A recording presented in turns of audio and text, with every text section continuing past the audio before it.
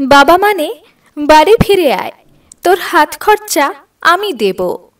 বাবা মানে আমি এখনো বেঁচে আছি, তো চিন্তা কিসের। বাবা মানে রুক্ষ সূক্ষ্ম খোলসের ভেতরে থাকা একটা নরম মন, ঠিক যেন একটা নারকেলের মতো।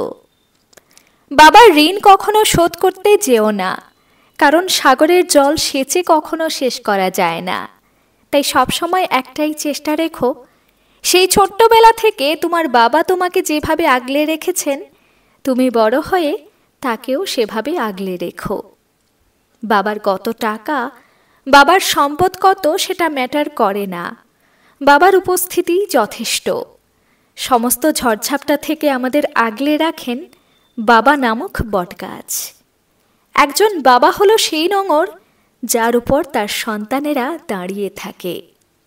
একজন ছেলে তার বাবার স্পষ্ট প্রতিফলন। একজন ছেলে তার বাবাকে নীরবে অনুসরণ করে এবং তার বাবার আদর্শকে সঙ্গী করে গোটা জীবন কাটায়। পৃথিবীতে বাবাই একমাত্র ব্যক্তি যে চায় তার সন্তান যেন তার চেয়েও বেশি সফল হয়। পৃথিবীতে কোনো পুরুষ একটি মেয়েকে তার বাবার চেয়ে বেশি ভালোবাসতে পারে না। একজন পিতার কান্না এবং ভয় অদৃশ্য, তার ভালোবাসা অপ্রকাশিত, কিন্তু তার যত্ন এবং সুরক্ষা শক্তির স্তম্ভ হিসেবে আমাদের জীবনে থেকে যায়। বাবারা হলেন এমন পুরুষ যারা তাদের সন্তানদের মধ্যে বিশ্বের আশা এবং স্বপ্ন স্থাপন করার সাহস রাখেন। বাবা হলেন বাড়ির ছাদ, যিনি নিজে রোদে পুড়ে বৃষ্টিতে ভিজে সন্তানদের ছায়া দেন, কিন্তু মুখ ফুটে কিছু বলেন না।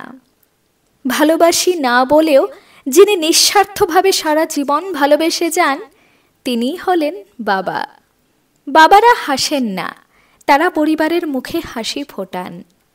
সন্তানের স্বপ্ন পূরণের জন্য একজন বাবা 10 জনের কাছে মাথা নিচু করতেও একবারও ভাবেন না। বাজার থেকে ভালো থাকার সব জিনিস কেনা গেলেও কখনো একজন বাবার ভালোবাসা কেনা যায় না।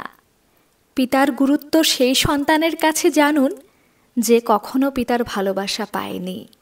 ভালো থাকুক পৃথিবীর সকল বাবারা।